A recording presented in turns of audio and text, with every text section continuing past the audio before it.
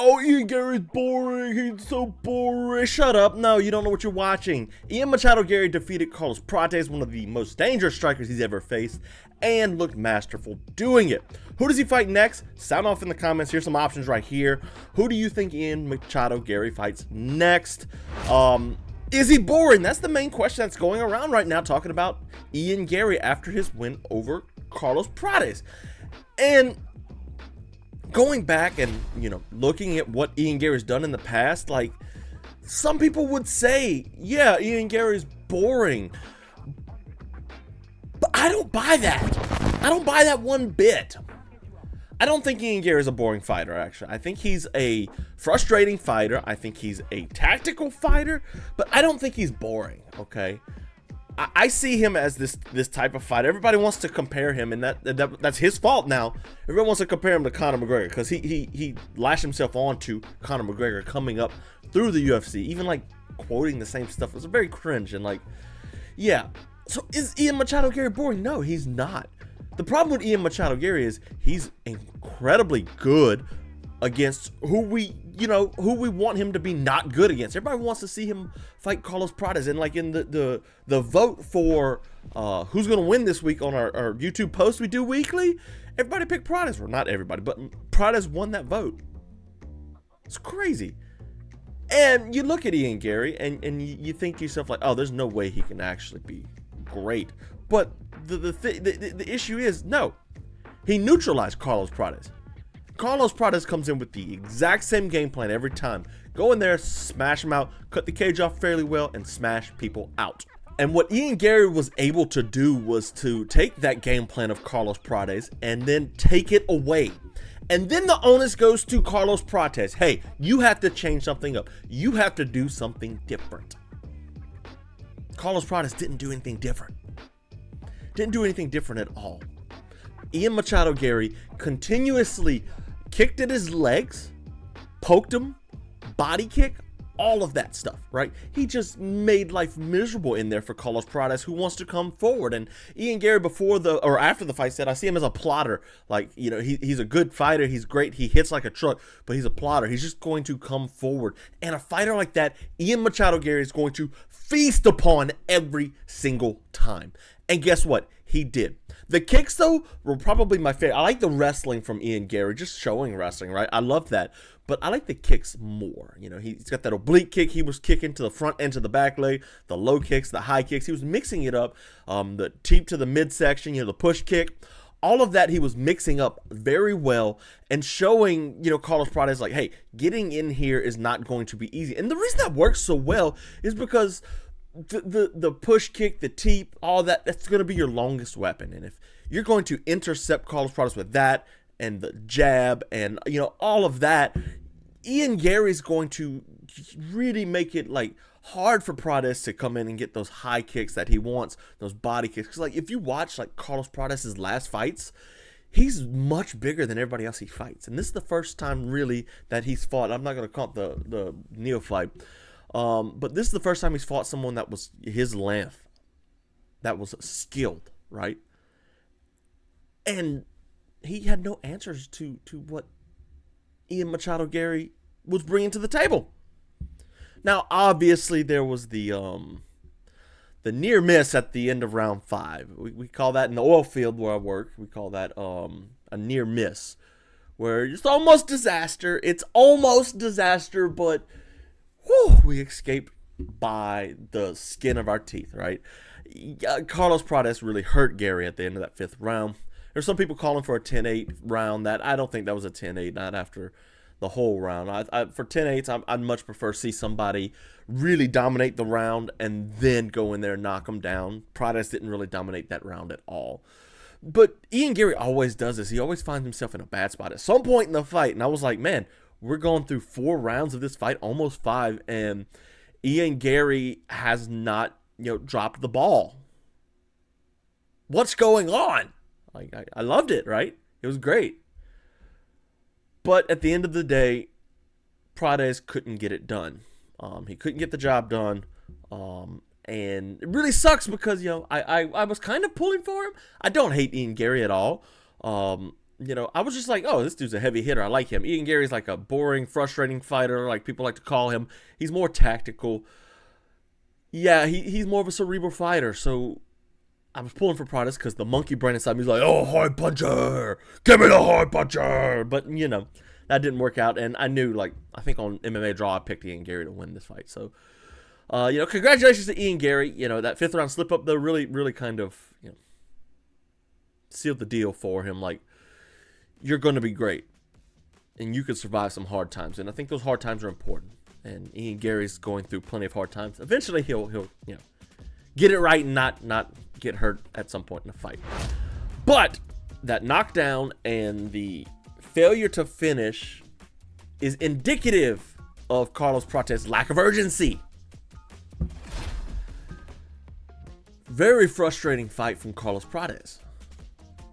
That near miss at the end, it was kind of indicative of the whole fight for Carlos Prates. And I don't mean like, oh, he was trying and he had some, really good moments and all that.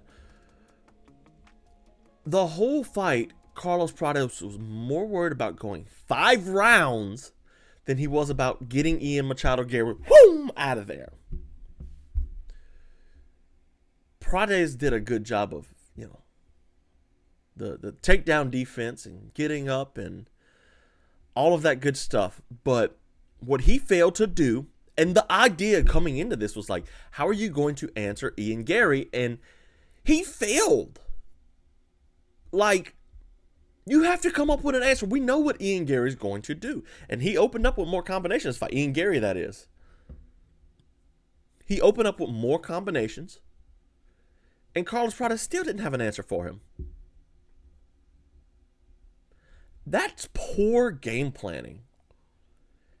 To not have an answer to, okay, let me go back and watch at least one of Ian Garry's fights. What's he going to do? He's going to jab. He's going to kick. He's going to keep you long at range and use his length. That's what he does every single time. And for the fighting nerds, the coaching team that's like, they're the hottest thing in MMA right now. Like, you'd think that they'd come with something better than, okay, Carlos, go in there and take your time. You will eventually find the shot. Because that's a losing game plan every time, unless you're Anthony Johnson, rest in peace, or Deontay Wilder. Francis Ngannou. Even Francis differs his game plans. But the indicative, this showed me, he failed to have any answers to what Ian Machado Garry brought to the table. And this goes back to what we were talking about earlier. Like, Ian Garry, he brought his solution to Prates' forward motion. It then goes on to Carlos Prates to say, hey, what are you going to do? He didn't do anything. He said, I'm going to do the same thing the whole time. And then that 5th round, it's like, oh, we're right there. We got the finish. We can win this fight, finally. He starts grappling like Gary's sticky and he doesn't make Ian Garry get up, which I kind of get because Ian Garry is hard to hit. But at the same time, you've got to understand, you might not get this opportunity ever again. So, Carlos Prates, you really, really dropped the ball and really sad to see. I think he's got a bright future still. Garry, I think Ian Machado Garry even said he's got a bright future. But just a poor performance from him. We can't fault Ian Garry for his opponent not solving the problem he presents. Shavkat Rakhmonov did. Nobody else did. Farewell, Anthony Smith. His legacy is one that will be in the record books? No, probably not, actually. Anthony Smith's career has been very weird. Now, he fought Zhang Miyang, a heavy hitter from China. And he goes out in a pool of blood. A big elbow caught him on top of his head, and just blood was pouring from him. And he looked okay in the first couple minutes of this fight. And I'm like, okay, Anthony Smith might be able to survive this. We don't know how Zhang Miyang is going to fare later rounds, because this guy's a finisher, right? He doesn't really get out of the first round ever, if often at all. It hurts because I want happy endings in this sport, and I was never really a big fan of Anthony Smith, but at the same time, I think Anthony Smith was important for the sport. Anthony Smith was the epitome of a journeyman in mixed martial arts, especially the UFC. Like, let's tell you what, let's go over here to the web real quick. Let's take a look at Anthony Smith's career, because it was one that was very weird. These last 3 losses were tough. Like Roman Dolidze, this Dominic Reyes one was the sad one where coach died. But like Vitor Petrino, you don't pass that test. Ryan Spahn, you don't pass that test. Khalil Roundtree did. Johnny Walker didn't. Magomedov and Kalaev passed the test. Spahn, Jimmy Crute, Devin Clark, all lost. Alexander Rakic, Glover Teixeira. Like, see the guys that he beats early, or at least at the end of here, he was like, just the guy that you got to get past. Gustafsson, this one hurt my heart, boy. Oh my gosh, because I'm a big Gustafsson fan. But like, he beat Volkan Ozdemir, Shogun, Rashad Evans. Like, he's got some. Hector Lombard's an okay win. Like, he's not terrible, fellas. His career wasn't horrible. And we joke about Anthony Smith all the time being, losing and balling up. But at the same time, what he did is he showed us what fighters were great and what fighters were not. And at the end of the day, that's kind of what you want. I don't know if Anthony Smith will be a Hall of Famer. I don't think he will. I think the biggest thing that Anthony Smith showed everybody is how to lose. And I don't mean that like disrespectful. I'm talking about the John Jones fight where Jones kneed him on the ground, and Anthony Smith very easily could have taken the money and taken the win from John Jones. But he didn't do that. Instead, he was like, no, that's not the right way to win. And he did the right thing there, I think, honestly. Even despite, he should have gotten paid, blah, blah, this, that.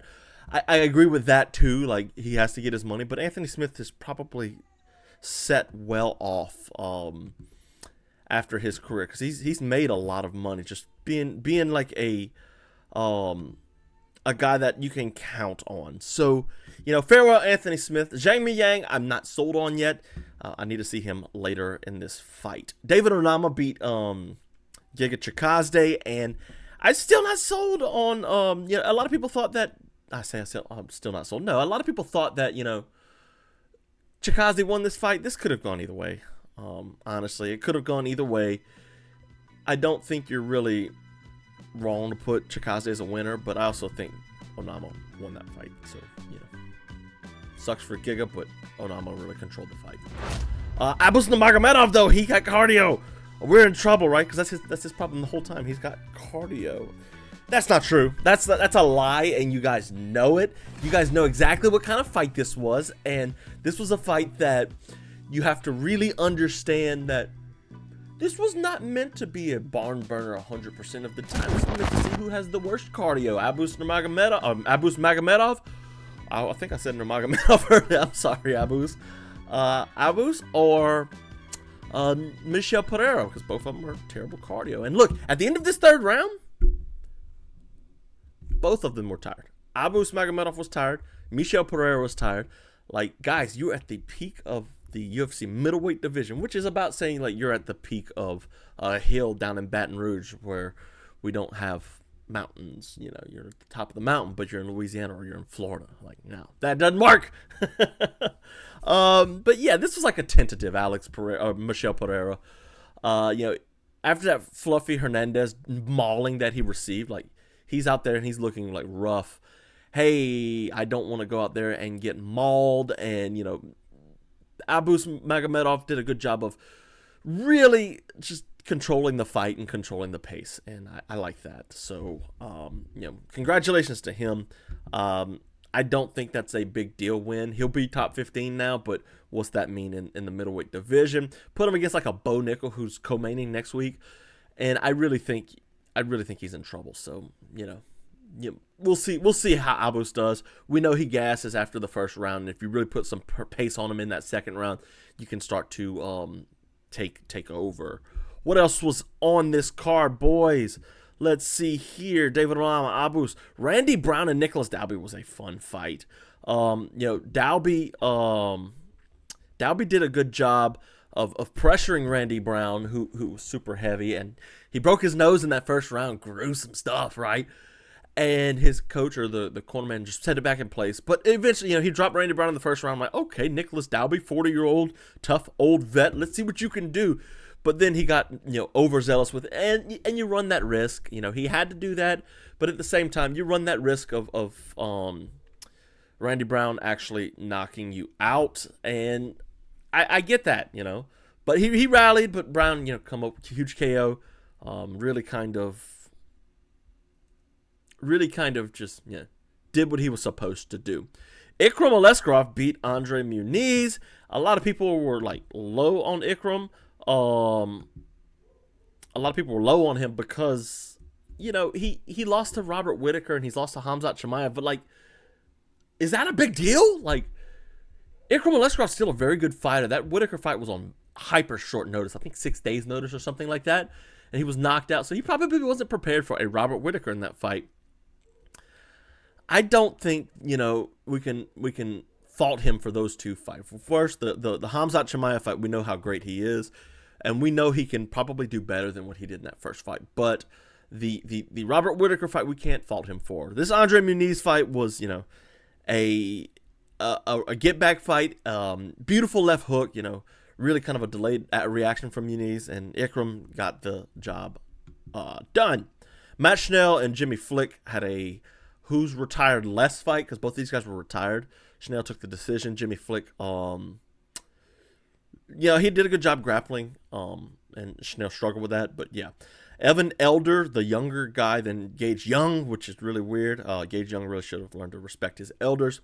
Chris Gutierrez and John Castaneda. Gutierrez did his thing. Damon Blackshear continues to look better. I'm not saying that name, boys. I am not.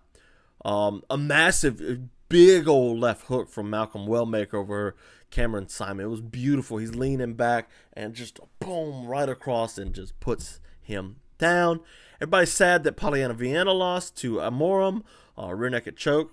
Timmy Karumba beat Roberto Romero, and then Jocelyn Edwards defeated Chelsea Chandler. No surprise there, because Chelsea Chandler's that chick who ran against Norma Dumont. You remember she turned around and was literally running the other way. That's probably the best in martial arts self-defense. Those running away.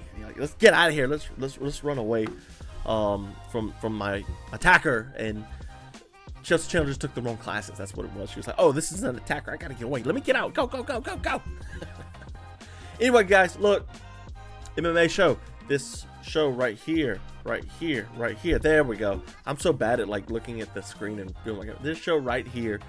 Is where you can find our weekly show, sometimes bi-weekly if we have, or twice a weekly, that's bi-weekly if we have a pay-per-view. We'll probably do some more of these here soon if the UFC decides to start doing actual good cards. But yeah, go follow this playlist right here, this subscribe podcast. Do it, guys.